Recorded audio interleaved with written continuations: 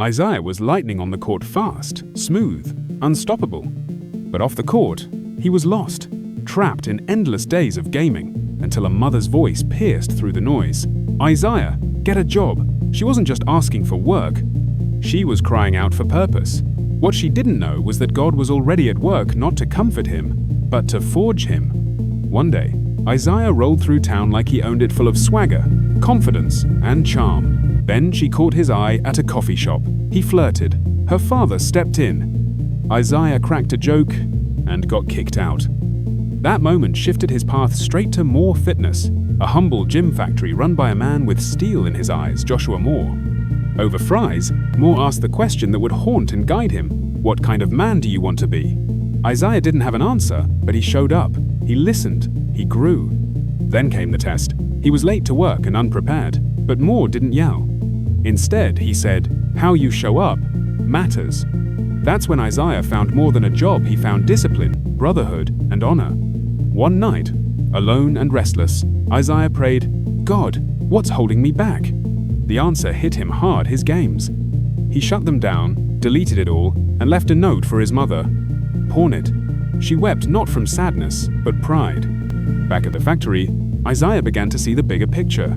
Their mission was reaching 46 countries. This wasn't just work anymore, it was legacy. But then, the past came crashing back. His estranged father appeared at the gate. Isaiah froze, shattered. Joshua found him, sat with him, and shared his own scars. "You must forgive, to be forgiven," he said. That night, Isaiah surrendered, and healing began. Joshua handed him a sword, a symbol of manhood and burden. But with his brothers at his side, Isaiah learned that strength isn't in the sword, it's in who stands with you. Then came the revelation. The man who killed Moore's son in a drunk driving crash was the same man Moore had led to Jesus. Forgiveness changes everything. Isaiah rose in faith, in discipline, in purpose. He was baptized. He started mentoring. He got accepted into college. One day, he surprised his mother with a gift. She surprised him right back: a restored car from his late grandfather. It was a symbol of sacrifice, love, and legacy. He returned to the coffee shop where he'd once been kicked out and apologized. The owner looked at him and smiled. "You're not the same young man," she said. That was redemption full circle. Then came the impossible. Moore's biggest client issued a challenge, a $4.5 million order due the next day. Winner takes all. The factory was empty.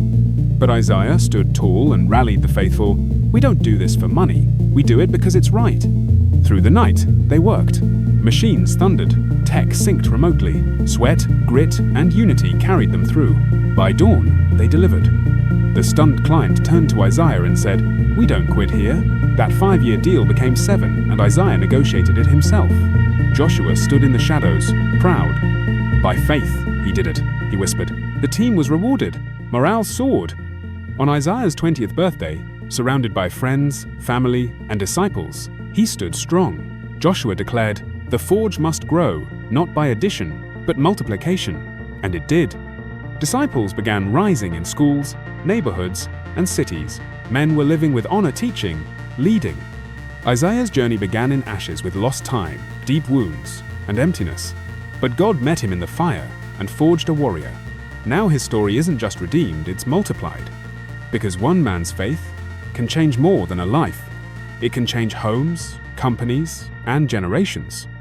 This is The Forge, where warriors are born and legacies are built.